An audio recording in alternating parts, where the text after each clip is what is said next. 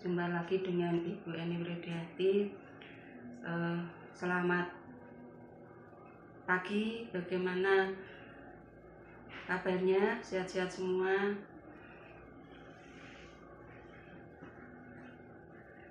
Hari ini kita akan mempelajari tentang hidrosfer. Dalam hidrosfer ada siklus hidrologi. Dari laut ini terjadi penguapan ke atas, penguapan naik yang disebut evaporasi. Dari naik yang disebut evaporasi, selanjutnya terjadi kondensasi atau terbentuk awan. Awan terbawa angin yang disebut adveksi. Ini semakin banyak awan dan semakin berat dan tidak kuat, ini akhirnya akan jatuh titik-titik air hujan dan terjadi hujan yang disebut presipitasi. Ini hujan masuk ke dalam tanah, secara vertikal yang disebut infiltrasi. Dan sebagian lagi airnya ke daratan dan masuk ke dalam sungai. Sungai ini yang disebut secara horizontal, ini disebut runoff. Yang infiltrasi ini semakin dalam lagi masuk, yang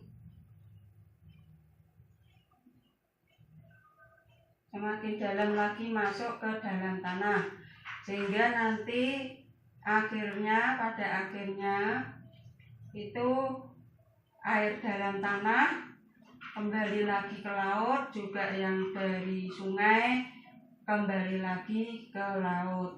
Ini yang disebut siklus hidrologi. Jadi kesimpulannya, laut mengalami penguapan yang disebut evaporasi, terus menjadi awan, kondensasi, dan awan terbawa angin bergerak ke daratan dan akhirnya terjadi hujan dan masuk ke dalam tanah. Juga ada yang ke sungai. Ini siklus hidrologi. Selanjutnya, siklus hidrologi dibagi menjadi 3. Jadi siklus pendek, menengah, dan panjang. Siklus pendek di sini lebih pendek ya, karena cuma terjadi di laut ya. Jadi air laut mengalami penguapan, evaporasi,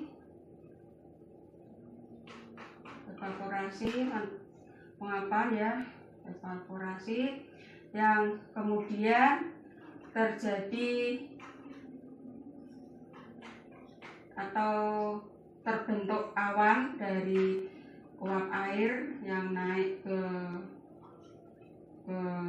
udara. Selanjutnya ini yang disebut kondensasi. Selanjutnya ini terbawa angin yang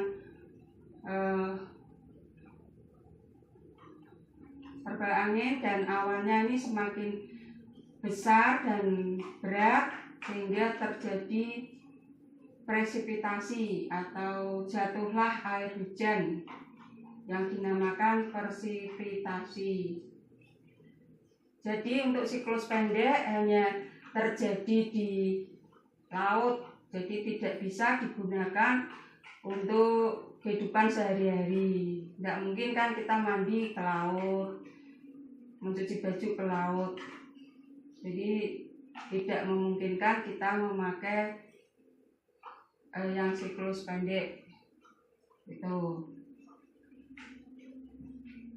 Jadi intinya siklus pendek itu terjadi di laut, penguapan terjadi di laut, terjadi kondensasi atau uap air membentuk awan. Selanjutnya terjadi hujan atau titik-titik air atau presipitasi. Itu yang dinamakan siklus pendek.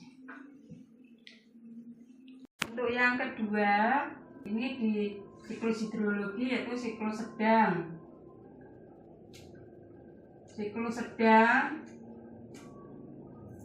ini terjadi penguapan di atas laut,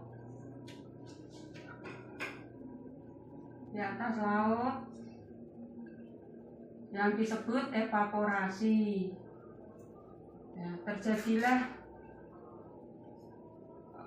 uap air, terbentuklah uap air atau disebut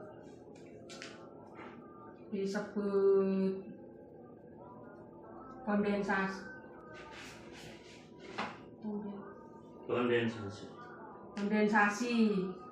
Dan uap air ini, kumpulan-kumpulan uap air bergerak terbawa angin, terus awannya semakin berat dan jatuhlah titik-titik air ke daratan. Yang disebut presipitasi. Dari daratan ini ada yang mengalir ke dalam, sebagian mengalir ke sungai yang disebut runoff, dan sebagian lagi masuk ke dalam tanah atau infiltrasi. Kemudian air dari sungai dan dari darat masuk kembali ke laut. Yang disebut siklus sedang. Jadi siklus sedang ini terjadi penguapan di air laut atau evaporasi, terus terjadi kondensasi, terbentuk awan, terbentuk awan, terus terbawa angin, awannya bergerak terbawa angin. Akhirnya terjadi hujan yang sebagian masuk ke tanah, sebagian ke sungai, yang akhirnya kembali ke laut. Ini yang disebut siklus sedang. Demikian untuk siklus sedang. Siklus panjang ini mulai dari evaporasi, terjadi uap air, kondensasi, terbawa angin, terus terbentuk awan atau presipitasi. Awan terbawa angin terbawa angin ke darat, terjadi hujan atau sublimasi, ya. Ini dan sebagian ke laut, sebagian ke sungai, juga ada yang mengalami infiltrasi ke dalam tanah, yang pada akhirnya kembali ke laut. Demikian untuk siklus panjang. Terima kasih atas perhatiannya. Wassalamualaikum warahmatullahi wabarakatuh.